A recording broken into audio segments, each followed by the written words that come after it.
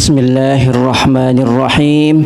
Assalamualaikum warahmatullahi wabarakatuh. Alhamdulillahi rabbil alamin. Alhamdulillahilladzi khalaqal mauta wal hayata liyabluwakum ayyukum ahsanu amala wa huwal azizul ghafur. Ashhadu an la ilaha illallah wahdahu la syarika lah al-malikul haqqul mubin wa ashhadu anna muhammadan abduhu wa rasuluhu la nabiyya ba'dah shadiqul wa'dil amin. Allahumma salli wa sallim wa barik ala sayyidina Muhammad sallallahu alaihi wasallam wa ala alihi wa ashabihi ajma'in wa man tabi'ahum bi ihsanin ila yaumiddin. Bismillah ma sya Allah la yasuqul khaira illallah. Bismillah ma sya Allah la yasrifus su'u illallah. Bismillah ma sya Allah ma kana min ni'matin faminallah. Bismillah ma sya Allah wala hawla wala quwwata illa billahil aliyyil azim. Ibu bapak sekalian ingkang mugi tansah dipun muliakan Allah Subhanahu wa taala, bil khusus para sesepuh, para pinisepuh, para tokoh masyarakat, warga sekitar ugi ingkang kita hormati, kita muliakan Ustadz Adi Nugroho nggih ingkang selaku ketua PCM Ambal.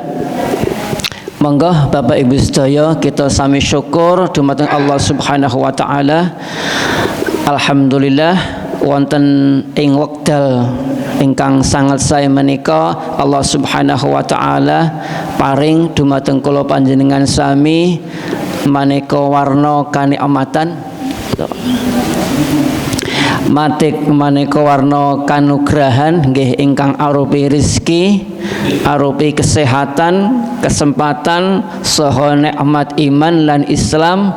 Ugi wekdal ing wekdal sakmenika kula panjenengan sedaya sampun dumugi kinten-kinten tanggal 16 Muharram kadosipun nggih.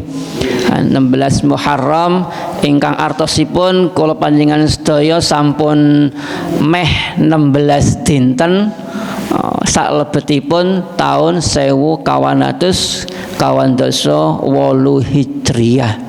Nah, Bapak Ibu sedaya ingkang mugi tansah dipun muliakan Allah, wau saking Ustadz Adi niku telepon kula tanglet lah temane napa niki. Biasanya nek pas Muharram niku kan sekitar tahun baru Hijriah, terasipun keutamaan wulan Muharram atau juga napa terkait kalih Asyura, wulan Suro. Lah ternyata sampun kathah ingkang ngisi tema-tema menika.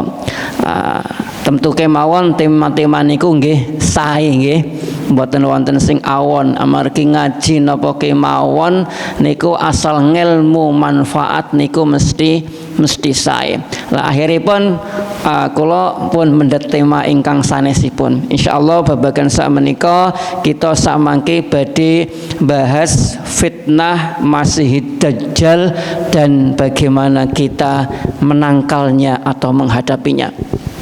Bapak Ibu sekalian ingkang mugi tansah dipun muliakan Allah Subhanahu wa taala, lar sanget ingkang dipun ngendikaaken Ustadz Adi Nugroho sakwau bilih kula panjenengan sedaya saklebetipun salat ba'danipun tahiyat akhir tepatipun niku ba'danipun maos sholawat nggih. Lah kula panjenengan sedaya sakderengipun salam dipun sunnaken nambah donga nyuwun dumateng Allah Subhanahu wa taala dipun lindungi saking sekawan perkawis. Ingkang arupinipun Allahumma inni a'udzubika min azabi jahannam wa min azabil qabri wa min fitnatil mahya wal mamat wa min syarri fitnatil masihid dajjal. Nggih redaksine mungkin wonten sing benten-benten, wonten ingkang Allahumma inni a'udzubika min azabin nari wa min azabil qabri wa min fitnatil mahya wal mamat wa min fitnatil dajjal.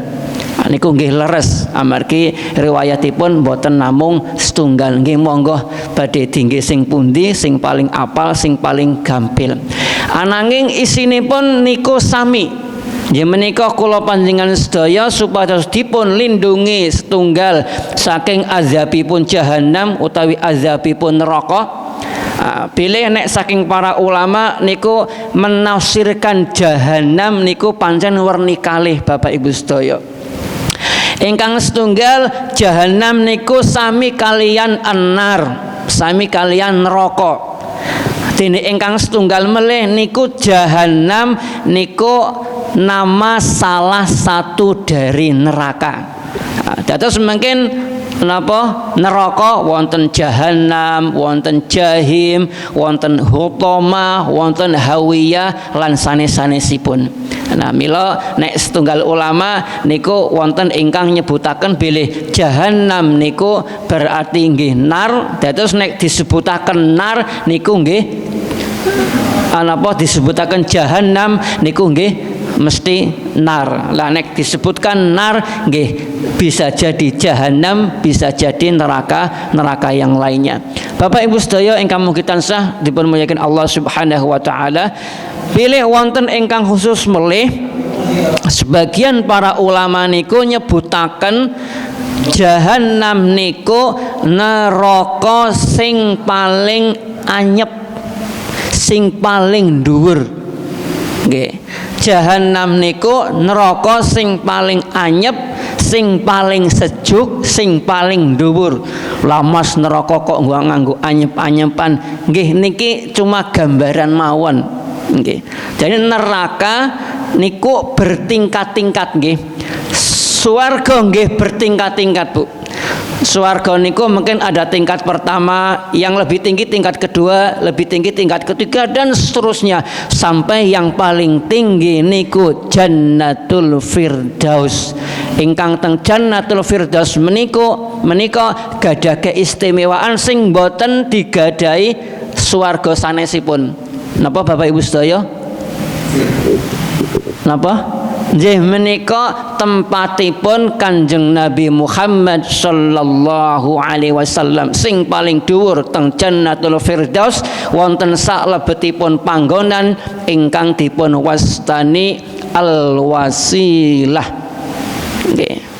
Al-wasilah, derajat yang paling tinggi di surga. Tempatnya di surga Firdaus, namanya derajat al-wasilah, hanya ditempati oleh satu orang. Sinten? Kanjeng Nabi Muhammad sallallahu alaihi wasallam. Mila nek ndonga beradan, terus ndonga beradan nggih Pak nggih. Nggih ingkang nyukakan napa salah setunggaling wab'ashu maqamam mahmudan lillazi wa'adta innaka la tukhliful mi'ad. Nanti saderengipun kan niku kula panjenengan sedaya niku napa lengkapipun pripun Pak? Allahumma rabbaha dhihi da'watit tammah wassalatil qa'imah ati sayyidana Muhammadanil wasilata wal fadilah. Niku derajat teng swarga sing paling dhuwur teng surga Firdaus dan yang paling dekat dengan Allah Subhanahu wa taala. Mila nek teng surga Firdaus kula panjenengan sedaya nyuwun sami saged mlebet teng surga Firdaus, berarti sak mangke manggen sareng kalian Kanjeng Nabi Muhammad sallallahu alaihi wasallam.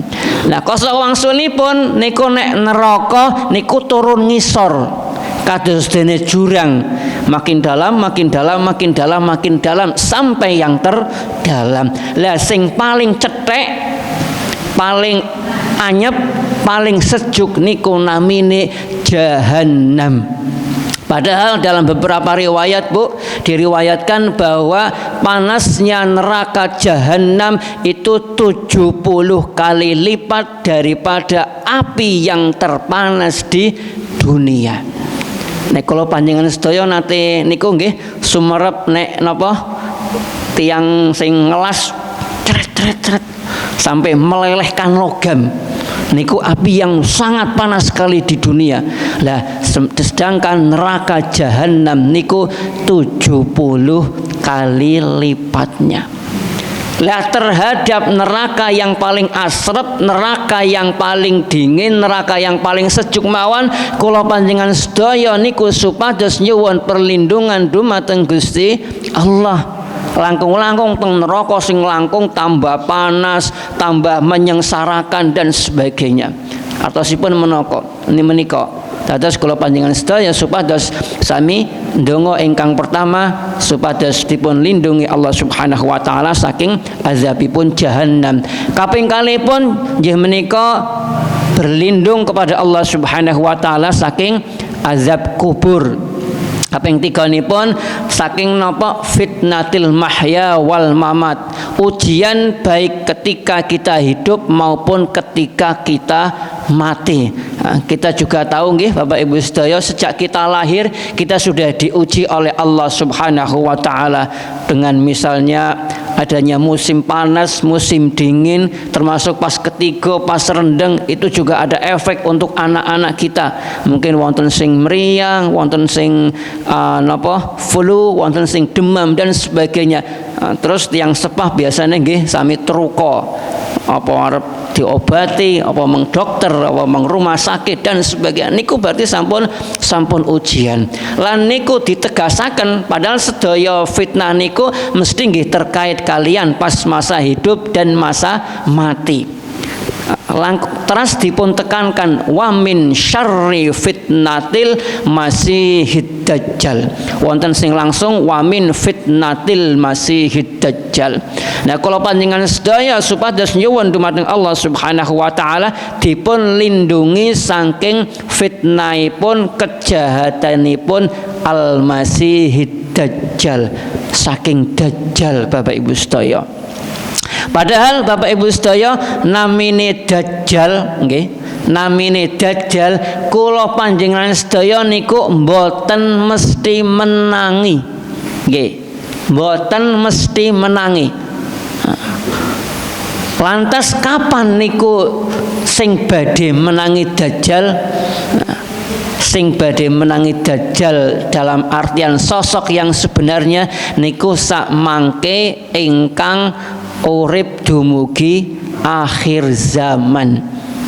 Nggih duka napa anak putu kula panjenengan sedaya nggih wallahu alam.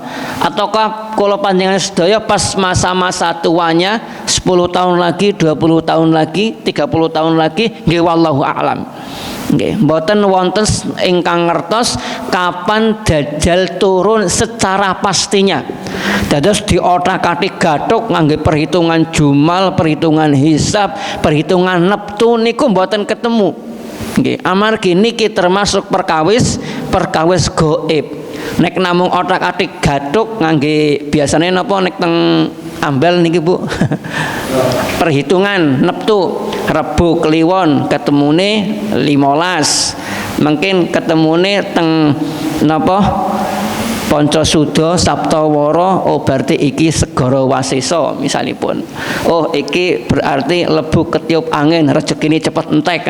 Mboten kados niku nek perkawis gaib. Nggih. Nek perkawis gaib mboten kados niku. Lah sing ngertos perkawis gaib niku namung kalih. Sinten setunggal Gusti Allah Subhanahu wa taala. Kaping kalihipun nggih sing dipun paringi mangertos saking Gusti Allah Subhanahu wa taala. Sinten biasane niku nggih para nabi, para rasul saha para aulia Allah ingkang sami saleh. Lah kok misale wonten sanesipun ingkang sami ngertos perkara gaib, mbuh niku dukun, mbuh niku paranormal, mbuh niku pembaca kartu tarot, mbuh niku pembaca kartu zodiak, berarti niku sampun ngangge dalan sing boten leres. ngangge dalan sing boten leres alias napa meraktekaken sihir. Mila pas napa teng kalanganipun para sahabat Nabi Muhammad sallallahu alaihi wasallam niku sing saged weruh perkawis gaib, sing saged napa weruh sadurunge winarah niku nggih langka, mboten kabeh sahabat. Kejaba Kanjeng Nabi Muhammad sallallahu alaihi wasallam niku pancen dipun kabari malaikat Jibril. Nah terus sawetawis wekdal niku sahabat Umar bin Khattab niku natih pas nalikanipun napa khutbah lan niku kok sumerep pasukanipun ingkang dipun kirim. Nah niku. Nah Bapak Ibu sedaya ingkang mugi tansah dipun muliakan Allah Subhanahu wa taala. Nah, Dajjal niku dipun kabaraken dening Kanjeng Nabi Muhammad sallallahu alaihi wasallam niku badhe medal sak mangke teng akhir zaman. Lah, salah setunggalipun hadis ingkang lumayan dawa ingkang ngabaraken kawontenanipun niku Dajjal dalam artian yang hakikiyah nggih, mboten secara maknawi tapi Dajjal yang berupa sosok niku wonten salebetipun Sahih Muslim teng bagian Al-Fitan wa Asratis Sa'ah. Hadisipun saking sahabat Tamim Ad-Dari nggih. Kalau waosaken niki amargi rada dawa nggih. Nada munadi Rasulillah sallallahu alaihi wasallam as-salatu jami'ah faharajtu ilal masjidi fasallaitu ma'a Rasulillah sallallahu alaihi wasallam fakuntu fi saffin nisa illati tali zuhural qaumi falamma qadda Rasulullah sallallahu alaihi wasallam salatuhu jalasa ala minbari wa huwa yadhak.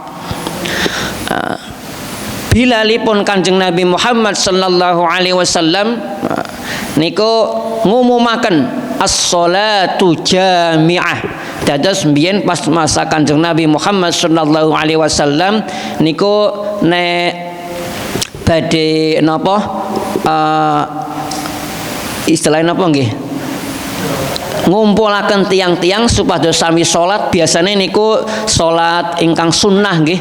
Nek salat ingkang fardhu niku kan napa salat ingkang fardhu biasane azan kali iqamah. Meskipun kadang-kadang sebagian riwayat nggih ba'da la ilaha illallah terus Rasulullah menyeru anu niku as-salatu jami'ah lan ugi ingkang sawusufakum. Nah, niku kadang-kadang supados kumpul as-salatu jami'ah. Nah, niku sampun nyeru la terasipun napa? Nah, salah setunggalipun ingkang riwayataken hadis menika niku kebetulan niku setri sahabiah Fatimah binti Qais. Lah niku ngendika napa? Nah, terasipun piyambakipun nggih niku mlebet masjid salat kalian Kanjeng Nabi Muhammad sallallahu alaihi wasallam lan letakipun niku teng saf setri ingkang paling caket kalian soft jaler. Dados nek zaman biyen teng Masjid Nabawi niku sahipun nggih laki-laki kemudian yang terakhir laki-laki kemudian disambung soft wanita. Nggih. Jadi belum ada napa? Sutroh, belum ada hijab pembatas mboten. Nggih, pas masa Kanjeng Nabi Muhammad sallallahu alaihi wasallam. Nah, terasipun apa? Rasulullah sallallahu alaihi wasallam niku paring dawuh dumateng sedaya jamaah liyalzamu kullu insanin musallah. Jamaah sedaya niku supados sami tetep teng tempat salatipun. Saking arah menika musalla niku nggih dipun wastani tempat kangge salat. Lah Mas nek langgar piye? Nah nek langgar niku saking tembung sanggar. Sanggar biyen niku asline ibadah saking keyakinan lama Jawa asli ingkang naminipun Kapitayan. Lah niku gadah tempat kangge ibadah namine sanggar. Nah, terus niku istilahnya napa nggih ingkang kula nate ngendikan kali beberapa penghayat kepercayaan lah kapitayan menika nggih percaya kepada Tuhan yang Maha Esa, tetapi tidak sebagaimana Hindu, tidak sebagaimana Buddha, juga tidak sebagaimana Islam. Nggih, terus mungkin kalau Tuhan-Tuhan mereka menyebutnya niku Sang Hyang. Nah, bawahannya Sang Hyang mungkin niku sami Dahyang. Lah Dahyang angel diucapke dados Danyang. Lah Danyang niku teng pundi panggonane itu menguasai di tiap-tiap daerah. Nggih, misalipun niki dusun apa, Pak? Dusun Ambal Kliwonan niki nggih wonten danyange. Mungkin sebelah ngriku wonten dayange piyambak-piyambak. Nggih, gampile kados ngaten niku kalau dari kepercayaan kapitayan kados ngaten. Nah, semua nanti danyang-danyang niku bertanggung jawab kepada Sang Hyang atau disebut sebagai Sang Hyang Tunggal. Mila saking arah menika kenging napa kok kemudian Islam itu lebih mudah diterima oleh mereka yang percaya dengan kapitayan diantaranya. Konon ketika kita tanya kepada mereka, salah satu nabinya adalah Nabi Sis, Pak. Nabi Sis.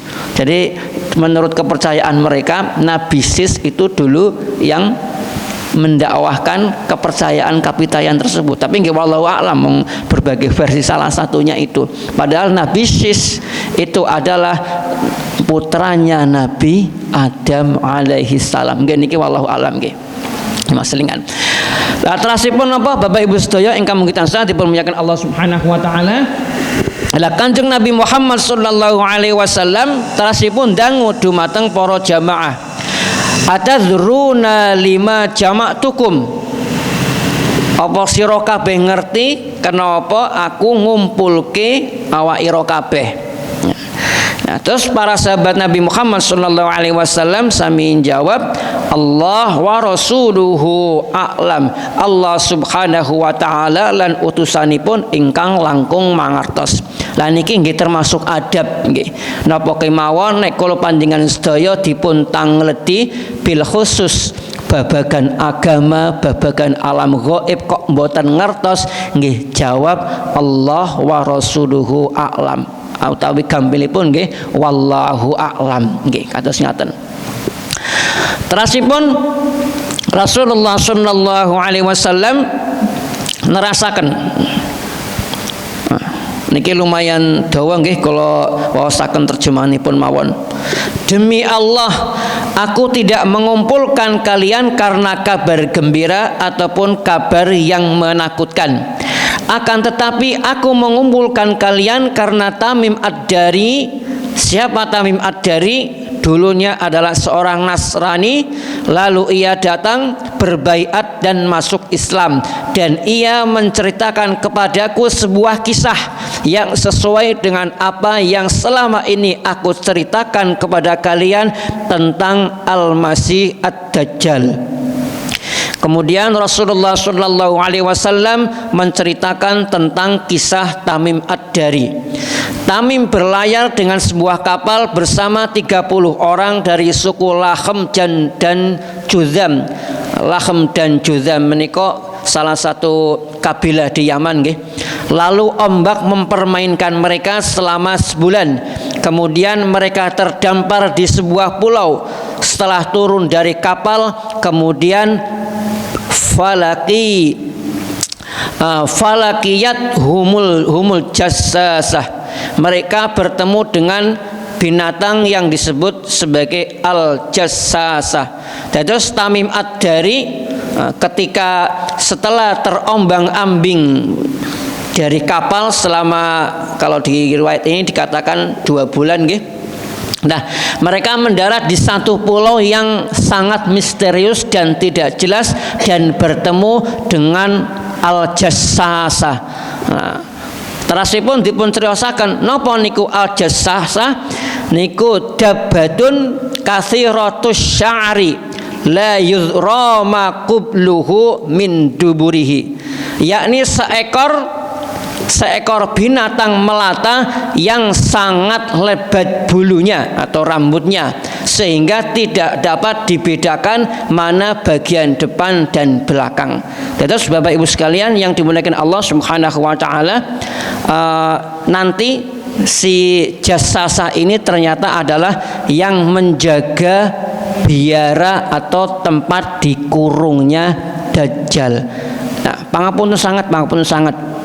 Nah, nek teng mriki dipun sebataken bilih jassasa itu binatang melata yang banyak rambutnya, banyak bulunya, sampai tidak jelas bagian depan mananya, bagian belakang mananya. Lah niki nggih termasuk untuk koreksi kula panjenengan bil khusus kaum wanita, Bu. Ibu-ibu sekalian, kalau ingin disayang oleh suami harus sering napa, Bu? Membersihkan diri, Bu. Nggih. Sampun ngantos kula panjenengan sedaya teng omah istilahnya napa nggih? Nggih seperti jassasah niki. Rambute gimbal misalipun. Terus dasteripun niku mawon nganti bolong, nganti suwek dijor. Terus apalagi sampai ngapunten termasuk bagian-bagian yang sensitif, aromanya tidak sedap. Kalau lama-lama seperti ini itu bisa seperti jassasah. Kalau sudah seperti ini pangapunten sangat, yang laki-laki bisa bosan. Akhirnya lirik-lirikan karo sing nang jaba. Mbuh nang pasar, mbuh nang tempat kerja, mbuh di mana saja. Dan akhirnya terjadi banyak kasus sing kula panjenengan sedaya sami ngertos, ada yang berakhir dimutilasi naudzubillah, ada yang sampai dibacok dan sebagainya. Nah, Bapak Ibu sekalian yang dimuliakan Allah Subhanahu wa taala, nah akhiripun jassasah menika sanjang dumateng Tamim supados napa? Supados mlebet teng biara menika. Dan ternyata napa Bapak Ibu sekalian yang dimuliakan Allah Subhanahu wa taala, Tamim, sahabat Tamim niku terus nerangaken, fa idza fihi a'zamu insanin ra'ainahu qattu khalqan wa ashadduhu wisaqa. Dan ternyata salebetipun biara menika wonten selebetipun rijal, seorang laki-laki seperti insan. Lah kados napa? Lah niku napa awake niku gedhe sanget. Kelihatannya besar dan juga napa diikat dengan sesuatu yang sangat kuat. Terus napa? Majmu'atun yadahu ila unukih. Asta kalipun niku terikat di lehernya. Niku nek kula panjenengan sedaya nonton napa Dracin bil khusus sing isine kerajaan, kalau dihukum mati orang-orang dulu niku kan dipasung tangannya nggih. Kados niki lho. Pakai papan yang sangat kuat sekali. Lah keadaannya kita kira seperti itu yang dilihat oleh Tamim Ad-Dari. Nah, terusnya napa? Orang besar tersebut kemudian bertanya kepada Tamim Ad-Dari, beritahukan kepadaku tentang kurma baisan. Maka kemudian dijawab, apa yang engkau ingin ketahui? Apakah masih berbuah? Ya. Maka kemudian dijawab, hampir tiba waktunya ia tidak lagi berbuah. Nah, kemudian beritahukan kepadaku tentang danau Tobariyah. Apakah masih ada air di sana? Maka kemudian dijawab, hampir tiba saatnya airnya akan hilang. Kemudian terakhir bertanya, beritahukan akhbiruni an nabiyil ummiyin. Beritahukan kepadaku tentang nabi yang ummi, yakni maksudnya tentang Nabi Muhammad sallallahu alaihi wasallam. Kemudian dijawab, beliau telah keluar dari Makkah dan menetap di Madinah, yakni beliau sudah berhijrah dari Makkah kemudian tinggal di Madinah. Nah, kemudian ternyata orang-orang Arab memeranginya, dan ternyata orang yang besar ini kemudian apa yang terjadi? Kemudian komentar, ama inna zaka khairul lahum ayyuti'un. Itu lebih baik bagi mereka untuk mentaatinya. Nah, kemudian ia berkata, ana al-Masih, yakni aku adalah al-Masih. Maksudnya di sini adalah al-Masih Dajjal. Nah, amargi napa al-Masih itu ada dua nggih. Setunggal niku al-Masih Nabi Isa alaihissalam, yang kedua adalah al-Masih Dajjal. Kalau al-Masih Nabi Isa alaihissalam itu adalah yang diberkati, sedangkan al-Masih Dajjal itu adalah yang dihapus. Ya. Niku para ulama memang sampai menafsirkan sedemikian rupa. Maka akhirnya setelah itu apa yang terjadi?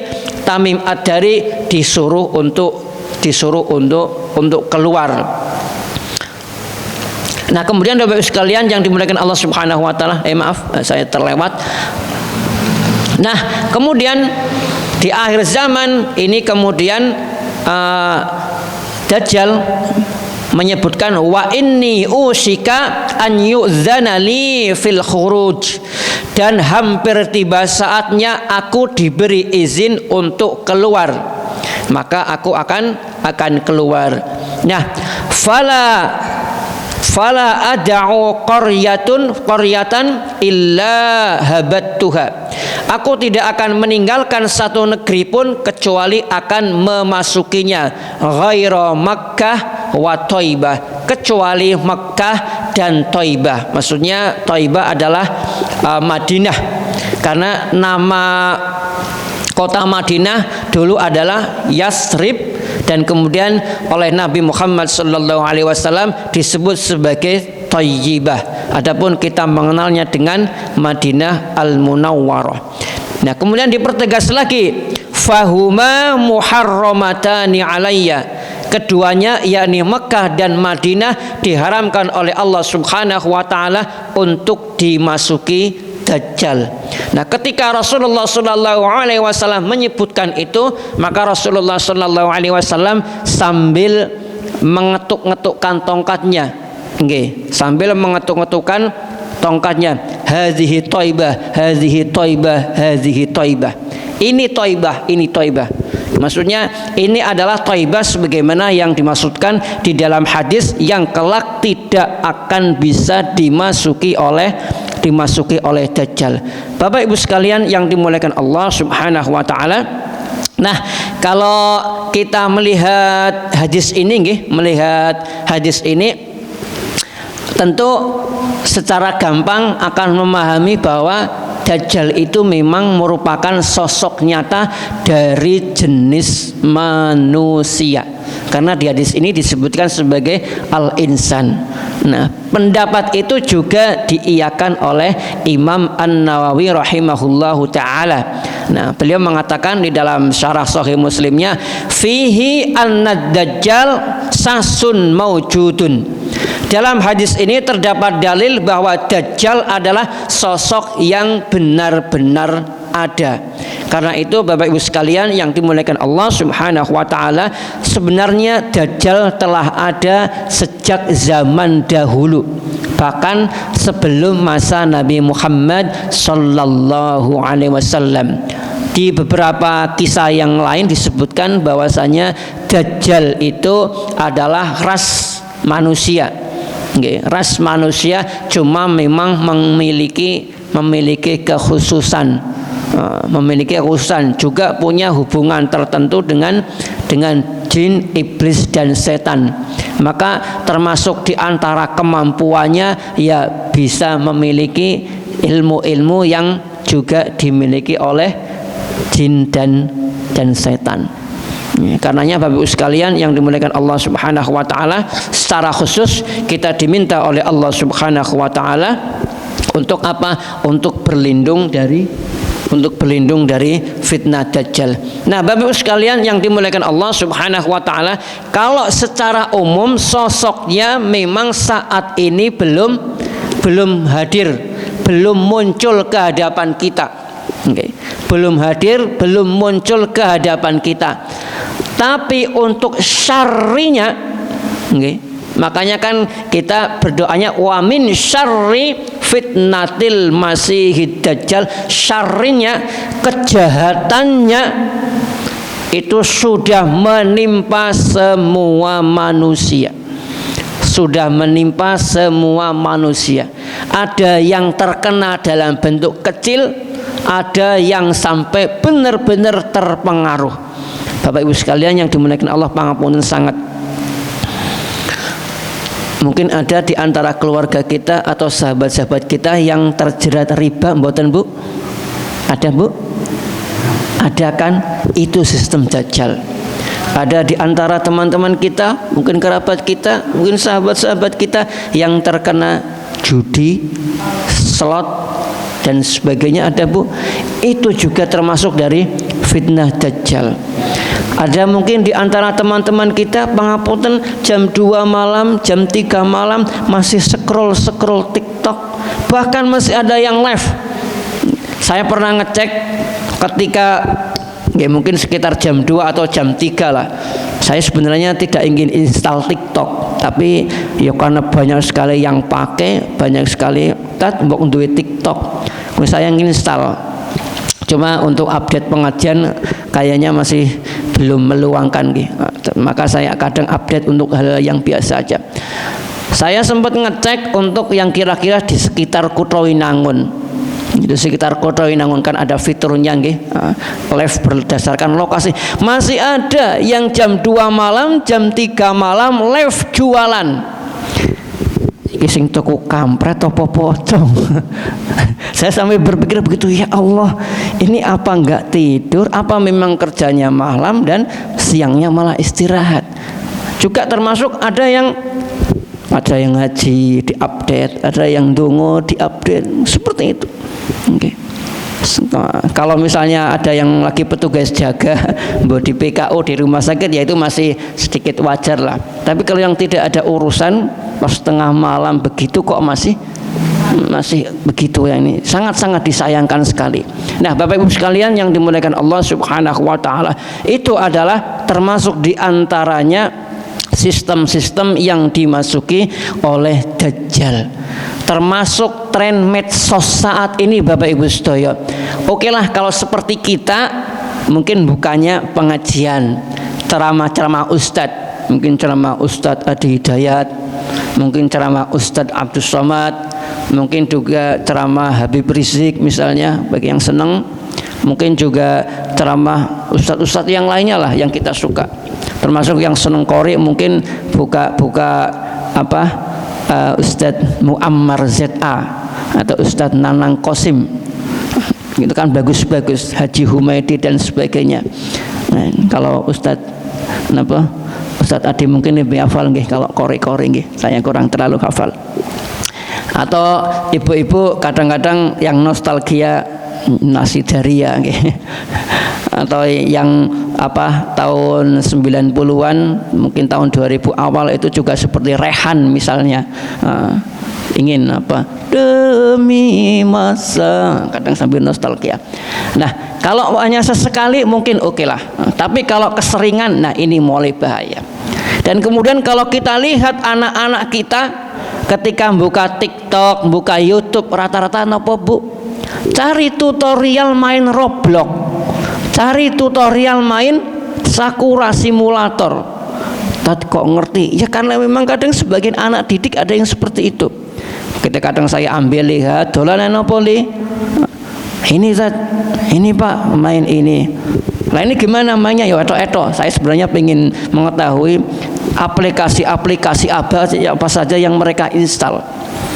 Kemudian juga ada yang game yang paling rame tentu kalau anak laki-laki itu Mobile Legend, MLBB, ada juga yang Garena dan sebagainya. Nah ini kalau tidak diawasi, kita biarkan saja, mereka bisa jadi 10 jam sehari juga nggak puas.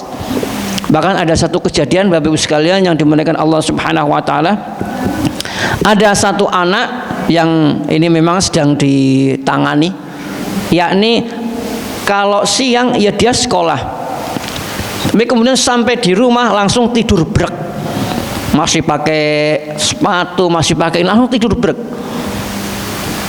Nanti bangunnya itu udah habis isya, terus joki itu mainkan game pacar teman-temannya dan nanti dia dibayar. Sampai segitu rupa. Dan kemudian apa? Sampai sengantuknya ketika subuh dia tidur. Bangun-bangun ketika akan sekolah tidak mandi, langsung pakai seragam. Na'udzubillah, ada yang sampai seperti itu, saya dengar kabar. Mudah-mudahan insya Allah nggak di sini, nggih. Tapi ada yang seperti itu. Oh, ini kan sudah luar biasa sekali. Bagaimana anak-anak kita sampai ada yang kecolongan sedemikian rupa. Karenanya Bapak Ibu sekalian yang dimuliakan Allah Subhanahu wa taala, nah, kita juga perlu mengetahui berbagai macam fitnah-fitnahnya Dajjal. Fitnah-fitnahnya Dajjal itu apa? Adalah sesuatu yang disukai hawa nafsu dan bertentangan dengan syariat. Fitnah-fitnahnya Dajjal yang digunakan kendaraan Dajjal untuk menyesatkan kita semua adalah segala hal yang disukai hawa nafsu dan bertentangan dengan syariat. Contohnya uang banyak. Kita semua suka mboten, Bu? Kita semuanya suka. Kalau tuntunan Rasulullah Sallallahu Alaihi Wasallam untuk mendapatkan uang yang banyak, ya kerja yang halal, entah itu bertani, berdagang, bisnis, jualan dan sebagainya dan sebagainya. Tapi oleh sistem Dajjal kita disuruh untuk apa? Dapatkan uang instan yang jalannya cepat. Bisa jadi misalnya adalah berjudi, deposit sekian nanti dapat sekian. Saya hampir tiap hari itu ada WA atau SMS atau lewat Facebook itu yang nyasar Messenger. Ya Allah, na'udzubillah min zalik. Salah opo ketok aku yang ya juga nomor privasi aman, nggak pernah terlibat dengan yang online nggak jelas begitu. Kok sampai dibegitukan. Nah, termasuk misalnya adalah sekarang Bapak Ibu sedaya ngapunten sangat, di tengah canggihnya AI, saya pernah melihat salah satu iklan judi. Ternyata apa, Bu? Yang berbicara itu videonya salah seorang ustadz. Ada yang Ustadz Adi Dayat, Ustadz Abdul Somad, ada yang Kodenis. Itu diolah dari AI. Dan gaya bicaranya ya memastikan sekali karena sudah diprogram. Menganggapnya apa? Kami membuat sistem ini adalah dalam rangka menolong umat, sehingga kalau deposit sekian pasti nanti akan dapat. Kami niatnya adalah membantu. Jadi ini tidak diharamkan. Lah nek sing sami mboten ngertos hukumipun, wah, iki ustaz sing update deh. Ustaz sing entuk lah jajal bae. Kalau sudah mencoba 1 kali, 2 kali menang, kemudian kecanduan, barulah setelah itu jerat-jerat iblisnya muncul, dan setelah itu kemudian kita dikuras semua harta kita, milik kita, sampai akhirnya apa yang terjadi Bapak Ibu sekalian yang dimuliakan Allah Subhanahu wa taala. Salah satu di antara mereka di antara bandar atau bukan bandar ya admin yang sudah tobat itu pernah menceritakan, Bu, jadi ada satu akun yang dia sudah menghabiskan ratusan juta, sampai sertifikat rumah, sertifikat tanah, mobil, kendaraan sudah semuanya nggak ada, dan di kantongnya sudah tidak ada uang lagi. Kemudian telepon ke customer service-nya ini, Mas, tolonglah saya dibantu sekali hari ini, saya tidak punya uang sepeser pun, saya sudah top up, saya sudah deposit ke ini sampai jumlahnya sekian ratus juta, surat dan sebagainya sudah saya jual, ini juga sudah saya jual, saya tidak punya apa-apa lagi, tolong saya untuk makan hari ini dibantu 250.000. Nah, kemudian setelah jika gitu kan, karena yang namanya secara manusiawi ya ada rasa kasihan. Ya baiklah kalau begitu saya akan bantu Anda. Benar, dibantu, kelunting masuk 250.000. Setelah masuk 250.000, kalau yang akalnya masih waras biasanya untuk apa, Bu? mungkin beli nasi untuk makan, mungkin yang memang biasa merokok beli rokok, yang perlu pakaian beli pakaian dan sebagainya. Itu kalau yang masih waras. Tapi orang ini karena sudah saking nyandunya dengan judi, dengan slot tersebut, dipakai untuk top up lagi. Ya nauzubillah min zalik.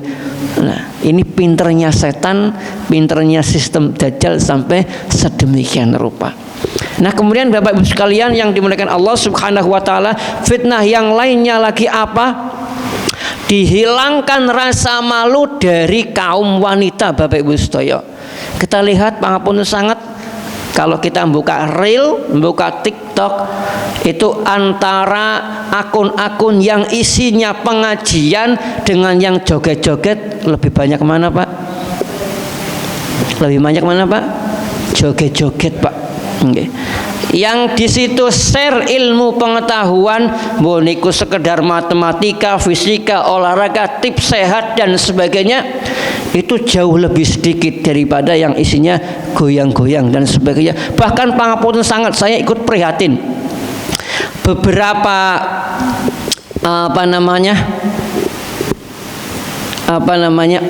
kaum wanita yang dia aktif senam, aktif di tempat-tempat untuk senam gym itu, ya Allah, dengan pakaian seperti itu yang menampakkan sana sini, berjilbab, tapi di update-nya entar sedang apalagi pas keringetan kayak gitu, itu tuh di update. Yang komentar banyak siapa? Laki-laki, bapak-bapak. Ya mungkin usia-usia seperti saya mungkin. Nah, ini kalau seperti saya itu sedang rawan-rawannya, umur 40 tahun. Sebagian mengatakan puber kedua. Terus ibu-ibu yang mungkin punya suami usianya seperti saya itu berhati-hati. Itu rawan sekali. Nah, kalau sudah seperti itu, kaum wanitanya seperti itu, maka bagaimana dengan anak-anak mudanya dan juga anak-anak kecil kita? Makanya kadang-kadang saya gimana lagi, ketika saya masih di Kulon Progo, anaknya karena masih usia 5 tahun, 6 tahun, didandani berjilbab luar biasa rapi, diterke kon ngaji. Sing ngeterke ngaji pangapunten sangat. Udah dandanannya menor, kemudian pakai celana hot pants, selutut di atas tengahnya, sudah masuk hot pants. Ya Allah, saya cuma geleng-geleng, saya sebagai gurunya ya rada piye. Nggih, mau negur langsung saya juga izin. Nggih. Kadang-kadang seperti itu. Saya ya Allah, ya cuma bisa mendoakan Bapak Ibu sekalian. Terlebih lagi kalau di dunia digital, seperti sudah kehilangan rasa malunya. Nah, Bapak Ibu sekalian yang dimuliakan Allah Subhanahu wa taala, kemudian yang selanjutnya itu juga melalui makanan dan minuman yang masuk ke dalam perut kita. Mereka mencampurkan bahan-bahan yang serba samar. Entah itu ada campuran enzim babinya, entah ada campuran-campuran yang lainnya yang enggak jelas. Terlebih lagi pangapunten, kadang-kadang ada peternak atau penjual yang kadang-kadang juga nakal. Ayam tiren misalnya, itu kemudian diolah sedemikian rupa, dicampur dengan yang baru, ikut dijual. Ini kan nauzubillah min dzalik, tidak dibenarkan seperti itu. Dan hal-hal yang lainnya yang banyak itu juga dipengaruhi oleh apa? Dipengaruhi oleh sistem dajjal. Ben dengan modal sekecil-kecilnya, bahkan tanpa modal, bisa dapat untung yang cepat dan banyak, Bapak Ibu sekalian. Termasuk juga di antara fitnah dajjal yang saat ini muncul adalah perbuatan terlaknat yang bahkan azabnya itu tidak pernah didapati oleh pelaku kejahatan lain. Kenapa, Bu? Liwat atau sodomi, homoseks. Jadi laki-laki ngonoan karo laki-laki, gampangnya gitu. Ketika masa dahulu pelakunya adalah di masa Nabi sinten, Bu? Di masa Nabi Lut alaihissalam. Okay. Pelakunya apa? Diazab oleh Allah Subhanahu wa taala dengan azab yang tidak diberikan untuk pelaku maksiat lain, bahkan kepada orang-orang yang kafir dan musyrik sekalipun. Nah, tapi untuk kaum Nabi Lut sampai bumi itu dibalik, kemudian apa? Dihujani batu-batu panas. Sampai kemudian apa yang terjadi di beberapa riwayat, di antaranya di tafsir Ibnu Katsir, sampai yang mengalami tersebut itu melolong-lolong seperti anjing, Bapak Ibu sekalian. Karena apa? Karena azab begitu datang mendadak dan mereka mati dalam keadaan sama sekali tidak bersiap-siap. Langsung jet, ada yang kemudian langsung geseng, ada yang kemudian langsung ambruk dan seterusnya. Nauzubillah min dzalik. Nah, sekarang mereka juga berkibar dengan lambangnya rainbow atau pelangi. Kita menyebutnya kalau di medsos kita langsung menyebut liwat, homoseks, sodomi, itu sering disensor, maka biasanya disebut sebagai LGBT. L itu lesbian, gay G-nya itu gay, B-nya itu biseksual, T-nya transgender. Nauzubillah min dzalik. Jadi semua itu dikampanyekan, salah satunya dan memang itu disukai oleh Dajjal. Tetapi kaum Yahudi sendiri yang istilahnya kalau dalam bahasa kita termasuk dari kaumnya Dajjal itu sendiri sebenarnya sudah sangat tahu bahwa itulah yang akan menghancurkan dunia, tatanan dunia. Karena apa? LGBT itu pasti sudah keluar dari fitrah, bahkan oleh orang yang bukan muslim sekalipun itu pasti akan dianggap sebagai sesuatu yang keluar dari fitrah. Meskipun mulai ada beberapa negara yang menerima, misalnya yang pertama untuk zaman modern adalah Prancis, kemudian juga Amerika sudah mulai juga kalau nggak salah tahun yang lalu, dan beberapa negara yang lainnya. Kalau negara-negara yang taat, yang kuat keislamannya, ada kasus-kasus seperti itu langsung digarap. Bahkan kalau di negara Islam, misalnya kalau yang terkenal dengan negara Islam saat ini kan Afghanistan, di bawah pemerintahan Taliban.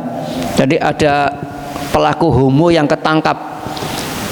Mereka istilahnya homonya itu di bahasa kita ditelikung, kemudian ada tembok yang mau runtuh, ditaruh di bawahnya, Bu. Kemudian apa? Doser dorong tembok, dimbruke, dan itu dibiarkan sampai konon sekitar 2 hari 3 hari. Setelah itu dilihat mati apa enggak. Kalau misalnya mati, ya sudah dikubur. Kalau misalnya belum mati, reruntuhannya diangkat. Oh, ini sudah parah. Ada yang badannya remuk, ada yang kepalanya remuk, tapi masih urip, itu dibiarkan. Sudah, ini untuk jadi pelajaran terhadap pelaku-pelaku yang lainnya. Maka di sana yang namanya LGBT seperti itu sangat minim sekali, sembunyi-sembunyi. Adapun kalau di beberapa tempat di dunia, termasuk di Indonesia, mulai banyak yang terang-terangan. Beberapa tempat ada yang mengadakan seperti itu, digeruduk beberapa aparat, dan ternyata satu kamar kadang-kadang ada yang sampai puluhan begituan. Nauzubillah min dzalik.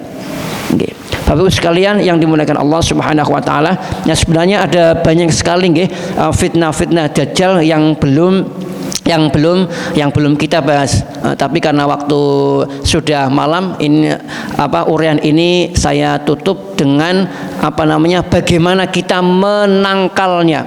Yang pertama tentu kita mohon kepada Allah Subhanahu wa taala tadi seperti yang kita sampaikan di awal, setelah tahiyat sebelum salam kita membaca doa berlindung kepada Allah Subhanahu wa taala dari fitnahnya Dajjal.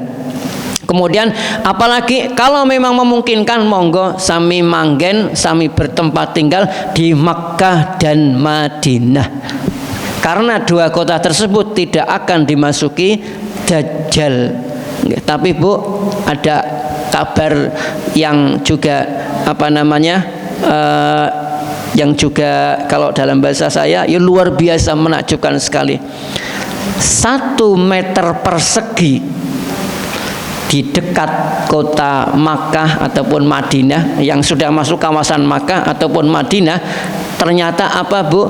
Di sana tembus 100 juta 1 meter perseginya. Kalau kita nilai 100 juta, dan itu pun sudah tidak ada yang jual. Tidak ada yang jual. Okay. Jadi luar biasa sekali orang-orang Mekah, orang-orang Madinah ya pengen tinggalnya di sana. Ya meskipun tentu yang namanya penduduk ya ada yang baik, ada yang buruk. Tapi kalau kita bisa tinggal di Mekah dan Madinah, maka akan aman dari fitnahnya Dajjal. Lantas apa yang dilakukan oleh Dajjal terhadap kota Madinah? Itu Dajjal menjejakkan kaki. Sampai apa? Sampai di Mekah dan di Madinah itu terjadi gempa. Orang-orang yang nggak kuat, yang imannya lemah, ini yang keluar. Sehingga akhirnya yang tinggal di Mekah dan Madinah hanya orang-orang yang imannya kuat sekali dan mereka yang aman dari Dajjal. Okay. Tapi memang nanti ada peristiwa-peristiwa lain yang akhirnya Mekah dan Madinah itu kemudian kosong, dikunjungi hanya pas saat musim haji saja. Okay. Tapi nanti itu di bagian lain insyaallah. Nah kemudian apalagi yang lainnya, hendaknya kita senantiasa untuk mendawamkan membaca surat Al-Kahfi di hari Jumat, dan usahakan 10 ayat awalnya bisa hafal. Kalau misalnya tetap sulit, misal doa yang Rabbana atina min ladunka rahmah wa hayyi lana min amrina rasyada, itu selalu dibaca nggih. Kalau ngapal ke angel wis tuwa nggih misalipun, lah itu usahakan tetap dibaca. Nah, kemudian yang terakhir yang pada kesempatan ini kami sampaikan adalah hendaknya memperkuat tauhid kita kepada Allah Subhanahu wa taala. Karena apa? Ketika turun Dajjal, orang-orang mukmin itu pasti akan tahu bahwa itu adalah Dajjal. Karena apa Bu? Di antara kedua matanya itu ada tulisan kafara, dan itu jelas terbaca kafir oleh orang-orang yang beriman. Adapun orang-orang yang beriman itu malah memuji-muji, bahkan sampai mempertuhankan Dajjal. Bil khusus kebanyakan dari pengikut Dajjal adalah satu, orang-orang jahil, yang kedua adalah kaum wanita. Jadi ibu-ibu ngati-hati nggih Bu nggih. Ini kemauan nggih. Monggo mbok ada sedikit waktu mungkin bisa untuk diskusi. Bapak Ibu mekaten wau nggih, tema sing abot Bu nggih. Sebenarnya tema yang berat, tetapi semoga yang tadi disampaikan bisa sedikit memberi gambaran. Ini kalau membahas bab Dajjal ini bahasanya panjang, karena para ulama juga perbedaan pendapat juga banyak, sebenarnya banyak.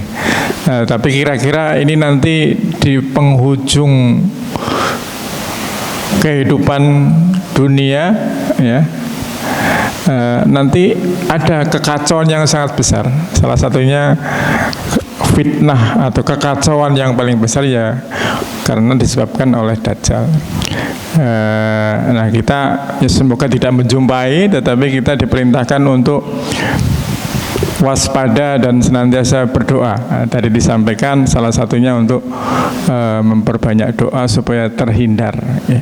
Monggo Bapak Ibu, Bu Nawi wonten ingkang badhe mendhet pirsa, monggo. Silakan Bu Eka. Waalaikumsalam.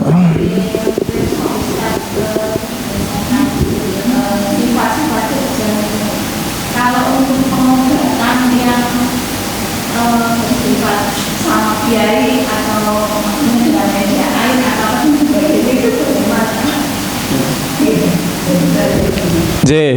ada pengobatan Pak Kiai coba japu air membacakan doa dan sebagainya ya.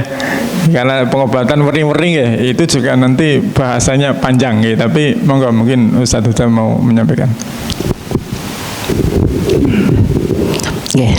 Terkait pengobatan dengan media air kemudian dibacakan doa.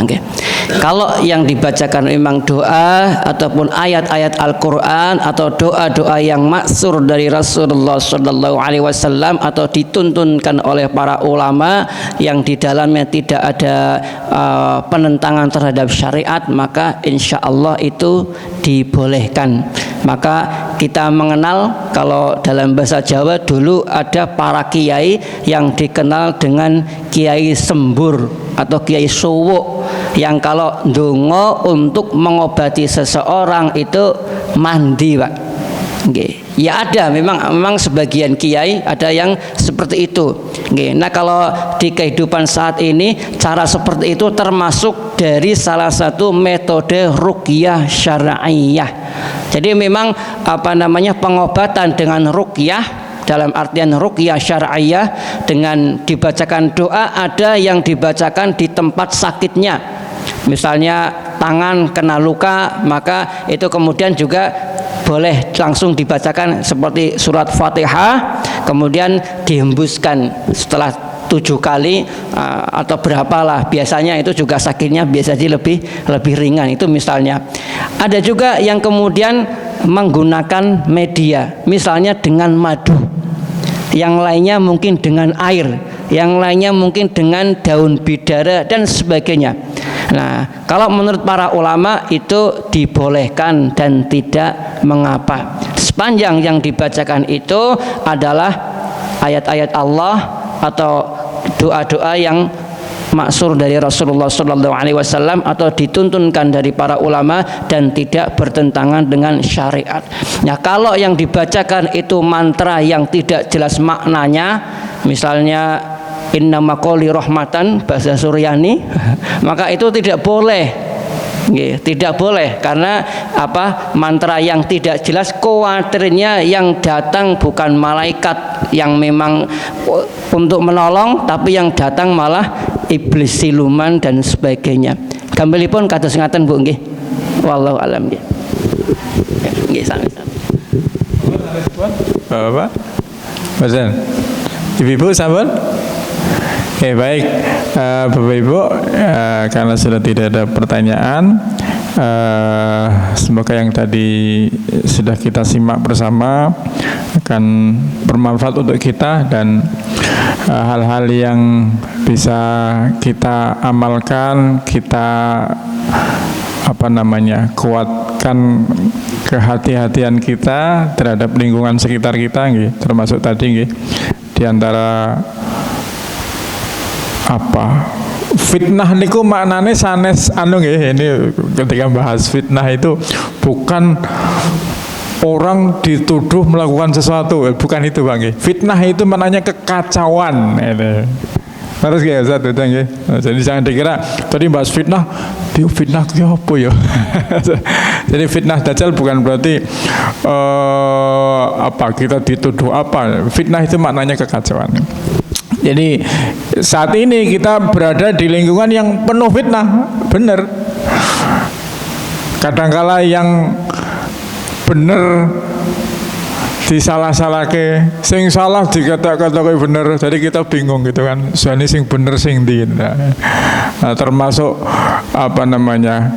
maksiat yang merajalela. Nah, kita kadangkala jadi bingung. Kita harus berhati-hati dan jangan jadi golongan orang yang ke sana, ke arah yang seperti yang diharapkan golongannya Dajjal gitu kan.